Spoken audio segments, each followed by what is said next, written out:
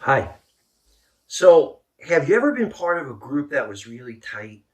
A team, a club, a family, a group of friends where you felt like, yeah, this is it. Um, Being part of a group with a bond is a really amazing experience. One of my experiences of that was my band, Tease. Um, we were together playing a lot of local gigs. We were a major sensation, I guess.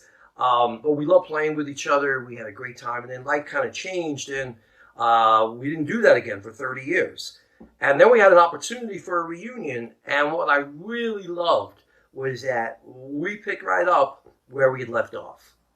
We hardly even had to rehearse. I still had to try and learn the lyrics, but I wasn't any good at lyrics 30 years ago. Never mind now. But other than that, like the chemistry, it was smooth and it was fun and it was a great experience. I wonder if you've ever had experience like that where people came together and, you know, made it work. Um, my father used to have an expression that something was for the birds. I don't know where that came from, but I think it always meant that it wasn't any good.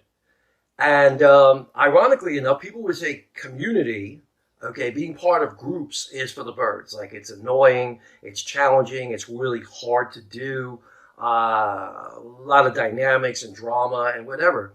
But ironically, we can learn a lot about how to build community from the birds, specifically the geese.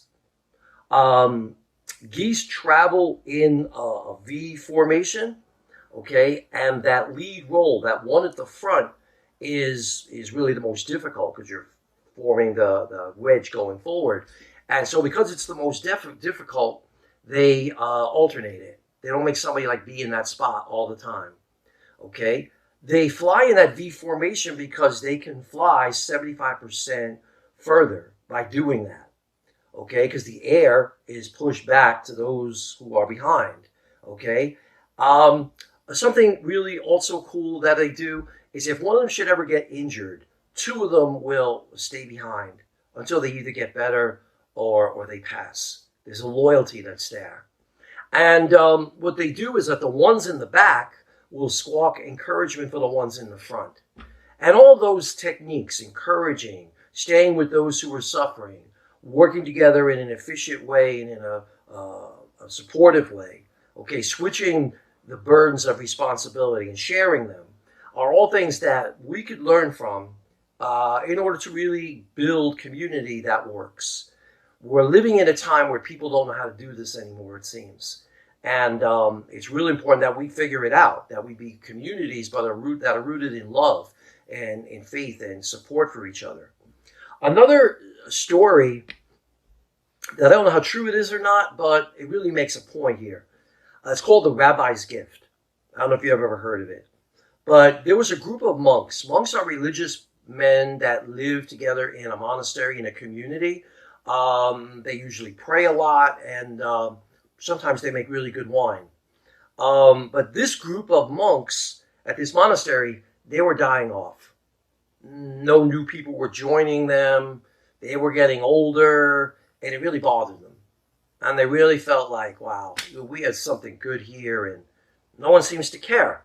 So what happens is, on the grounds of their monastery, they had a little cottage, and they rented that cottage out to an old rabbi that used to come by and pray there and think there and write there and read and whatever. And so they said, that guy has a lot of wisdom. Let's go see if he has any ideas about how to help us with our situation, with our dilemma, about our group dying off.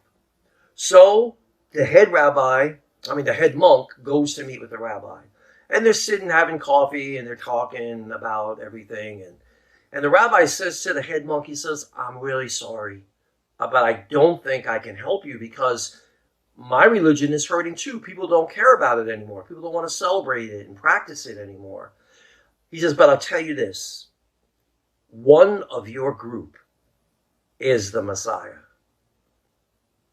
And the head monk was like, didn't expect to hear that. Goes back to his brother monks, and they're all like, so what did he say? What did he say? He said, well, he didn't really have any advice because he said that their religion was suffering too, but he said that one of us is the Messiah. And that sunk into all the monks in the monastery.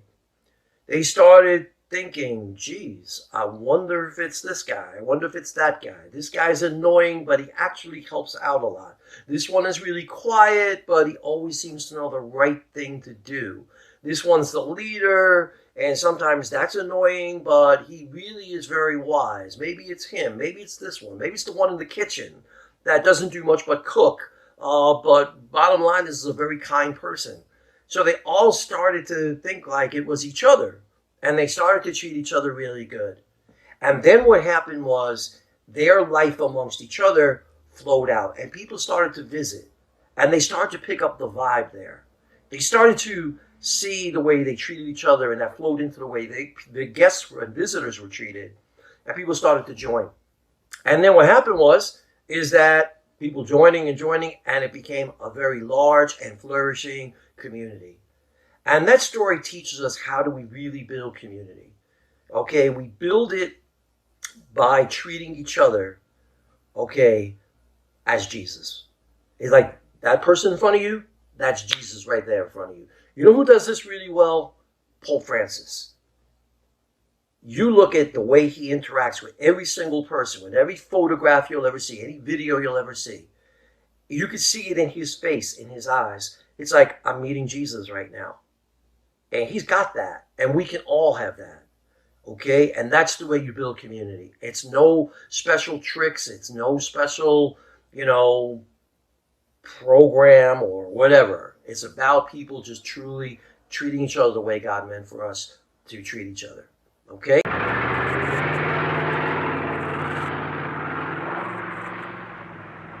No matter what community you belong to, work really hard to keep the unity and the peace within that group. In all the communities you belong to, be the change that you want to see happen. Be the kind of person that you like to see the way the whole group will function as you do it yourself. And community is challenging enough. Don't be a negative person. If you don't have a community, a place where you feel like you have support and you belong, I want to encourage you to not give up. There's one for you out there somewhere, and I'll encourage you to take a chance. And you will find one where you can belong and be yourself. Remember that there's none that are completely perfect.